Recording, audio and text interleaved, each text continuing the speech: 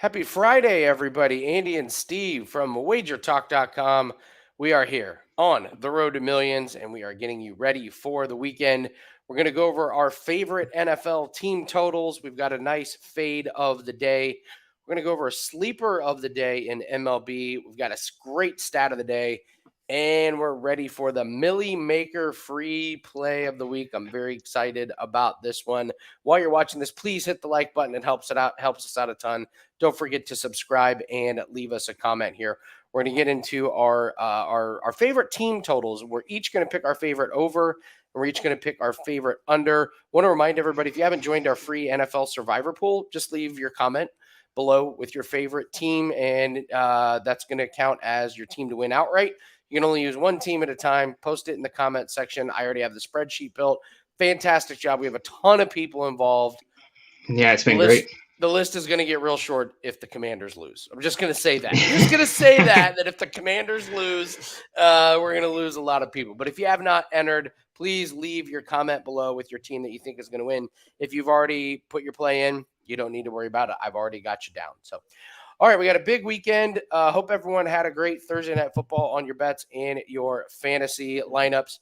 Let's get into our team totals here. So we each picked our favorite over and under. Steve loves the Ravens as his favorite over, loves the Colts as his favorite under. I like the Packers as my favorite over, and I like the Panthers as my favorite under. So we're going to go over the overs first. Steve, you've been on board the Ravens. You talked about J.K. Dobbins. You're fading the Texans, and we're going again. So tell us about the Ravens and over 26.5. So the Ravens just seem to always get out to hot starts early in the season, especially on their openers. We talked about how they covered in 6 of their last 7 openers. Last season they scored 24, but that was against Jets defense, a much stronger defense, obviously, than they'll be facing this week. They're at home. It just feels like a motivational spot. Lamar Jackson coming back, Dobbins. These guys are going to be excited for this game, and I just feel like they're going to run it up if they have the chance. Uh, Texans, horrendous run defense. We've talked about that. I feel like that's going to be a spot where the Ravens can expose them. And then I could even see the potential for defensive scores in this one with the rookie quarterback.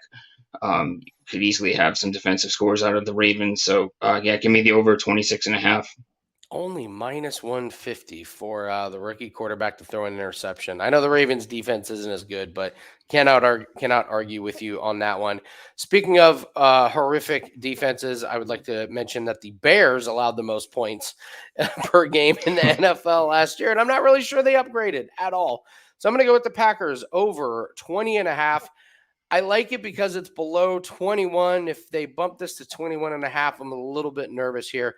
Packers are facing some injuries, though. Romeo Dobbs has a hamstring issue. Christian Watson, this is his second hamstring issue. They still have Aaron Jones. They still have A.J. Dillon. They still have a lot of surprises. There's the unknown factor that they just have not shown any film here. I don't think the Bears defense is going to be stopping many teams this year. So I'm going to go to the Packers. I love the number at 20.5. The Packers defense is also pretty decent, kind of underrated. Their pass, their secondary is not great, but I'm not sure Justin Fields is going to be the guy to exploit it. Obviously, he's a threat on the feet, but when it comes time to stop the Packers, I just don't think the Bears are going to be able to do it. So give me the Packers on the over 20.5. I like Jordan Love to have a decent game. I think he's a sleeper in fantasy leagues this week and in DFS. Let's talk some teams that'll struggle. Dang it, Steve. My Struggle cold. early. Dang it. All right. I can't be mad at you. Yeah, the Colts under 20.5. Talk to me. Why do you like the Colts to go under this number? I'm picking on the rookie quarterback again here. Anthony Richardson. I don't see him having a very fun game this week at least. Over time, I think he can build into some things, but he's a fade for me as of right now. They don't have enough weapons, I don't think, especially without Jonathan Taylor. I know that that's kind of old news, but he's obviously out of the picture. It's a divisional game. I feel like that makes it, where it's going to be like tough, grind them out at points in the game. I think the Jags defense is solid enough to just keep this offense under 21, under 3 touchdowns. All right. Yeah, I can't be mad at you. Well, Listen, I'm going right back to the rookie quarterbacks here. I'll take the Panthers under 20 and a half. Their offensive line looked so bad in the preseason. I know it's preseason, but man, you got to look at least somewhat, decent in the offensive line. And they're facing the Falcons. I could see this being a very, very low scoring, grinded out type of game, especially if Atlanta just works the ball and is able to run against them. I just don't see 3 touchdowns coming out of this Panthers offense. I don't really like their running game. They already have injuries in the wide receiver. DJ Chark is hurt. Adam Thielen is hurt. This poor quarterback. I think Atlanta is going to be able to load up the line and stop Miles Sanders, and it's just going to be a brutal, brutal game. I would not be surprised if I saw the Falcons have like one drive over like 8.5 minutes in this game, especially late. So I just don't see the Panthers with too many touchdown opportunities. So I will take the Panthers under as my favorite. So recap, Steve's favorite over is the Ravens over 26.5. He likes the Colts go under 20.5. I'm going to go with the Packers over 20.5, and I will go with the Panthers under 20.5. All right, let's do our fade of the day. And we see a theme here. It's Desmond Ridder. Steve, I was stunned. 198.5 for passing yards. I don't understand where this number came from. So I'm going to fade Desmond Ridder, and the play is going to be under 198.5. So he went under in 3 out of 4 starts. The game he went over was against Tampa in his first game. He had 114 yards of his 224 in the fourth quarter. And then, after that, he just, it was 185, 143, and 103. So not a lot of passing here. The other thing I like about him is there's a potential that the game script where they get up, they're definitely going to run the ball. This was a team that ran the ball when they were down last year. So they know who they are. That's their identity. They're going to absolutely run the ball, especially if they're up. And then I made the comment to you earlier. You don't draft Bijan Robinson so you can let Desmond Ridder let it fly. So I think they're going to use Bijan Robinson. I think they're going to use a lot of Tyler Algier as well. And I just don't think Desmond Ridder needs to throw the ball that much. So I was very, very surprised to see the number this high. So I will fade Desmond Ridder, even though I think they win the game. I just don't think he needs to throw for 200 yards to get the win. So that is going to be our fade of the day. Plays that we have up right now at wagertalk.com. We do have our 5% NFL play that is up 21-9 in 2022. That was good enough for number one in Wager Talk. 5% UFC play is up on a nice 6-0 run. And we have our MLB play of the day is up. We are on a really, really nice run this week. I believe we're 4-0 since bankroll reset day. So looking really, really solid on the diamond. So go grab those plays up at Wager Talk. And if you want to just get involved with NFL, use the promo code NFL99. Gets 30 days of NFL plays for $99. Number one in 5% plays, number one in NFL totals, and we are locked and loaded.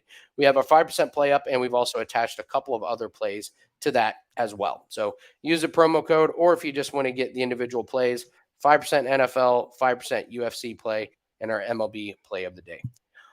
Steve, you absolutely nailed the the sleeper of the day for Thursday, and you're going right back to the diamond. So I'll be honest, I don't know this guy. Don't know much about him, but he's on a 13-game hit streak, and it's a great pick for sleeper of the day. Tell us what you know about him. So he's the rookie from the Boston Red Sox. Like you said, he's on a 13-game hit streak. He's cleared this hits plus runs and RBI total in 7 of those games. Speaking of him being a rookie, I was high on Yoshida a while back, looking at him for Rookie of the Year, and I was dead wrong. Obviously, because it's at the point now where Casas has actually passed Yoshida in the favorites for Rookie of the Year. I mean, it's going to be Gunnar Henderson's award, but Casas is now kind of like right behind. He's the secondary guy. He won't win it behind Henderson, but he's also 2 for 4 with a home run against Kyle Bradish. Also walked a couple of times, so he's getting on base consistently against him, and obviously that could help score a run late in the game to push him over this total.